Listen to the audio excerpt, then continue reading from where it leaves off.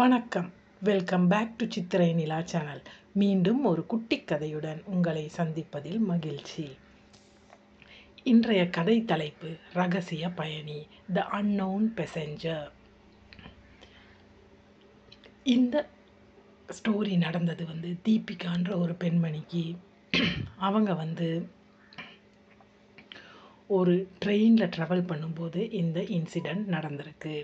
வாங்க அது என்ன நடந்துச்சு, எப்படி நடந்துச்சுன்னு பார்க்கலாம்.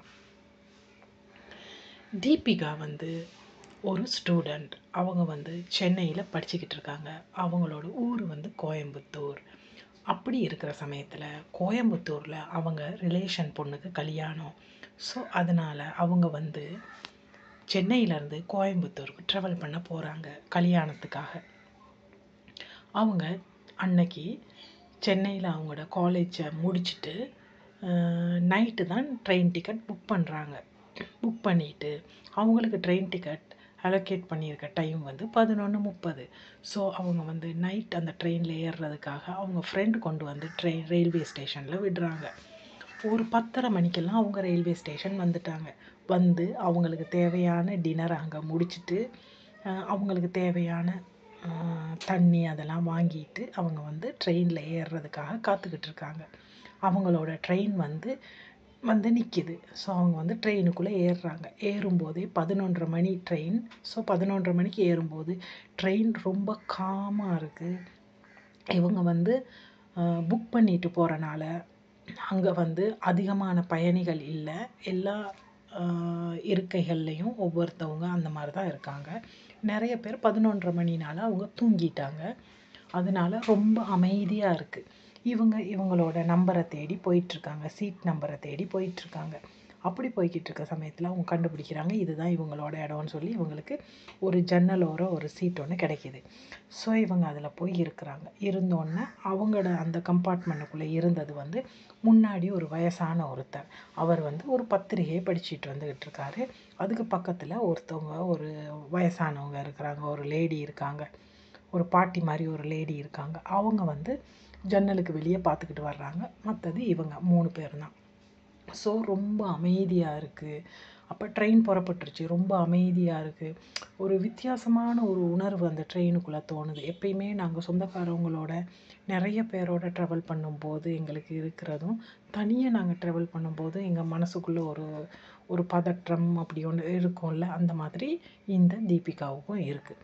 ஸோ இவங்க இப்படியே ட்ராவல் பண்ணிக்கிட்டு போகிறாங்க. ஆனால் தீபிகா டின்னர்லாம் முடிச்சுட்டு வந்தனால அவங்க என்ன நினைக்கிறாங்கன்னா, நான் படுத்து தூங்கிட்டேன்னா கரெக்டாக ஏர்லி மார்னிங் ஆகும்போது கோயம்புத்தூர் போயிட்டு சேர்ந்துருவோம். அந்த டைமில் நம்ம கரெக்டாக இருக்கும் அப்படின்னு சொல்லி பிளான் பண்ணி அவங்க அவங்க படுக்கையை ரெடி பண்ணிகிட்ருக்காங்க. அவங்க படுக்கிறதுக்காக ரெடி பண்ணிவிட்டு அவங்களோட அந்த ட்ரெயினில் ஃபேனோட சத்தமும் அந்த நைட் நேரத்தில் அந்த ட்ரெயினோட சத்தமும் அவங்களுக்கு டிஸ்டர்பாக இருக்குது. அவங்க மனசுக்குள்ளே ஏதோ வித்தியாசமான ஒரு எண்ணம் ஓடிக்கிட்டு இருக்கு. ஸோ அதெல்லாம் தகர்க்கிறதுக்காக அவங்க என்ன பண்ணுறாங்கன்னு சொன்னால், ஒரு ஹெட்ஃபோன்ஸ் எடுத்து காதில் மாட்டுறாங்க. மாட்டிட்டு ஒரு பாட்டையும் போட்டுட்டு அப்படியே தூங்குறதுக்கு ட்ரை பண்ணுறாங்க.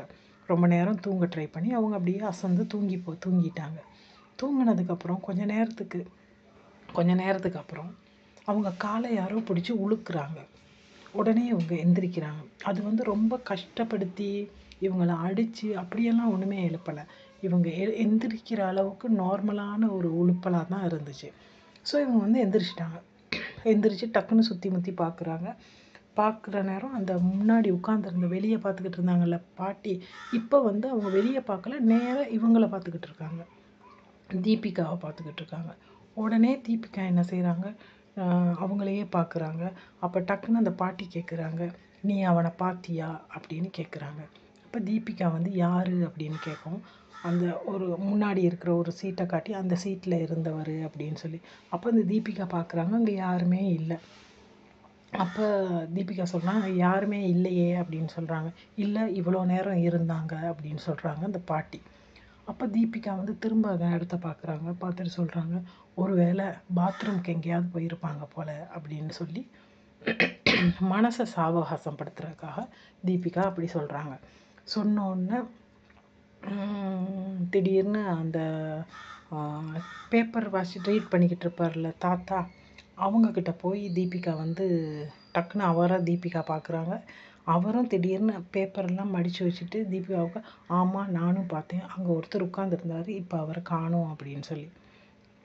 அப்போ அந்த பாட்டியும் தாத்தாவும் ஒருத்தர் பார்த்துக்கிறாங்க. தீபிகாவுக்கு கொஞ்சம் மனசில் ஒரு பயம் வருது. பயம் வந்தோன்னே அதை வெளியே காட்டிக்கிறாம, அவர் எங்கேயும் வெளியில் எங்கேயும் போயிருப்பார், ஒரு வேளை பாத்ரூம் போயிருக்கலாம், திரும்பி வருவார் அப்படின்னு சொல்ல அந்த தாத்தா சொல்கிறாரு, இல்லை அவர் ட்ரெயின் நீ தூங்கிட்ட, அவர் ட்ரெயின் ஒரு ஸ்டேஷனில் நிற்கும்போது தான் ஆள்க ஏறுவாங்க. ஸ்டேஷன் நிற்கிற நேரம் யாருமே ஏறலை. ட்ரெயின் போய்கிட்டே இருந்துச்சு. அந்த சமயத்தில் திடீர்னு அவர் அந்த சீட்டில் இருந்தார். அவர் நடந்து வர்றதை நாங்கள் பார்க்கவே இல்லை. அந்த சீட்டில் அவர் இருக்கிறத மட்டும்தான் நாங்கள் பார்த்தோம். அது மட்டும் இல்லாமல் அவர் அசையவே இல்லை. அவருடைய இமைகள் கூட இமைக்கவே இல்லை, அப்படியே இருந்துச்சு அப்படின்னு. ஆனால் அவரோட முகத்தை நான் சரியாக பார்க்கல, ஏன்னா அவர் ஒரு ஊடி போட்டிருந்தாரு, பிளாக் கலர் ட்ரெஸ்ஸில் இருந்தார், அவர் அசையவே இல்லை அப்படின்னு சொன்னோன்னே தீபிகாவுக்கு ஒரு மாதிரி வேர்க்குது, ரொம்ப பயமாக இருக்குது, என்ன செய்கிறேன்னு தெரியாது. ஆனால் அந்த பயத்தை வெளிக்காட்டாமல், ஏன்னா அவங்க தனியாக வந்திருக்காங்க இல்லையா, அதனால அதை வெளிக்காட்டாமல் என்ன பண்ணுறதுன்னு தெரியாமல் அப்படியே அந்த பாட்டியையும் தாத்தாவையும் பார்த்துக்கிட்டே இருக்கிறாங்க. அந்த பாட்டி சொல்கிறாங்க, அவர் இந்த இடத்துல உட்காந்துருந்தார், நடந்து கூட போகலை, திடீர்னு காணாமல் போயிட்டார் அப்படின்னு. இப்போ தீபிகாவுக்கு இன்னும் பயம் வருது. அந்த பாட்டி கையை நீட்டி காட்டினாங்க இல்லையா ஒரு சீட்டு, அந்த இடத்துல அப்படியே திரும்ப ஒரு தடவை தீபிகா திரும்பி பார்க்குறாங்க. பார்த்தா அங்கே ஒரு கருப்பு கலர் பேக் இருக்குது. அப்போ உடனே தீபிகா கேட்குறாங்க, அவர் போயிருந்தால் அவரோட பேக்கையும் எடுத்துகிட்டு தானே போயிருக்கணும், அவரோட பேக் அங்கே தான் இருக்குன்னு. அப்போ உடனே அந்த தாத்தா சொல்கிறாரு, இல்லை அவர் வர்றதுக்கு முன்னாடியிலேருந்து அந்த பேக் அங்கேயே தான் இருக்குது, நாங்கள் ட்ரெயினில் ஏறுற நேரத்தில் தான் அந்த பேக் எங்கே தான் இருக்குது, அந்த ஒருத்தர் வந்தார்ல, அவர் உட்கார்ந்தாருல்ல, அவர் அந்த பேக்கை தொடவே இல்லை, அவர் அசையவே இல்லை, அந்த இடத்துல உட்கார்ந்துருக்கிறத மட்டும்தான் நாங்கள் பார்த்தோம் அப்படின்னு சொல்லி. அப்படி சொல்லிக்கிட்டு இருக்கிற நேரமே ட்ரெயின் ஒரு வளைவை நோக்கி போகுது. அப்போ ட்ரெயின் கொஞ்சம் வளையும் போது அந்த பேக் சரிஞ்சு அப்படியே கீழே விழுகுது. கீழே விழுந்தோடனே 3 பேரும் வச்ச கண் வாங்காமல் அந்த பேக்கையே பார்த்துக்கிட்டு இருக்காங்க. திடீர்னு என்ன நடக்குதுன்னு சொன்னால், ட்ரெயினில் உள்ள லைட்டெல்லாம் மின்னி மின்னி எரியுது, விட்டு விட்டு எரியுது, அணைஞ்சு எரியுது. அந்த மாதிரி சமயத்தில் அணைஞ்சிட்டு எரியும் போது பார்த்தா திடீர்னு அந்த பேக்கை காணோம். ஸோ 3 பேருக்குமே ஷாக். 3 பேருமே யாரும் யாரோடையுமே பேசலை. தீபிகாவுக்கு அப்போ போன தூக்கம்தான். அதுக்கப்புறம் அவங்களுக்கு ட்ரெயினில் தூக்கமே வரல. அவர் கால் ரெண்டையும் தூக்கி ட்ரெயின் சீட்டில் வச்சுட்டு, அந்த பாட்டியும் காலை தூக்கிட்டாங்க, இவளும் காலை தூக்கிட்டா. அந்த தாத்தாவும் அப்படியே ஒரு மாதிரி இருக்கிறாரு, அந்த பாட்டியும் ஒரு மாதிரி இருக்கிறாங்க, தீபிகாவும் ஒரு மாதிரி. அதுக்கு பிறகு யாருமே யாரோடையுமே பேசலை. இதெல்லாம் நடந்து ஒரு அரை மணி நேரம், ஒரு 3/4 மணி நேரத்தில் அவங்களோட ஸ்டேஷன் வந்துருச்சு. 3 பேரும் இறங்குறாங்க. தாத்தா ஒரு பக்கம் போகிறாரு, பாட்டியை கூட்டிகிட்டு போகிறக்காக அவங்க வீட்டிலேருந்து வந்திருக்காங்க, அவங்களோட பாட்டி நடந்து போகிறாங்க. தீபிகா ஒரு பக்கமாக அவங்களோட கைப்பையை எடுத்துகிட்டு போகிறாங்க அவங்க ஊருக்கு. ஆனால் யாருமே யாரோடையும் பேசலை, எதுவுமே இது பண்ணலை. இது நடந்த இன்சிடெண்ட் மட்டும் அப்படியே மனசுக்குள்ளே இருக்குது. தீபிகா அப்படியே நடந்து போய்கிட்டே இருக்கிற நேரம் தீபிகாவோட உள் மனசு சொல்லுது, நீ ஒரு ட்ரெயினை திரும்பி பாருன்னு.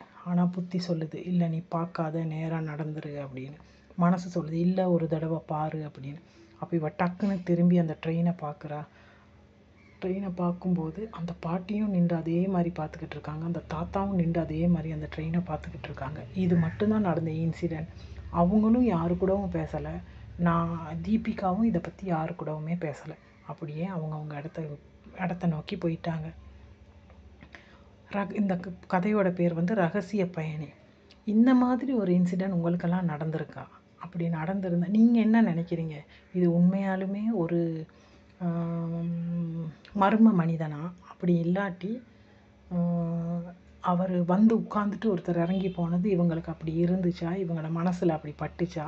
உங்களுக்கு இந்த மாதிரி ஒரு இன்சிடெண்ட் எப்போயாவது நடந்திருக்கா? அப்படி நடந்திருந்தா கீழே கமெண்டில் சொல்லுங்கள். மீண்டும் ஒரு குட்டி கதையுடன் உங்களை சந்திக்கின்றேன். வணக்கம்.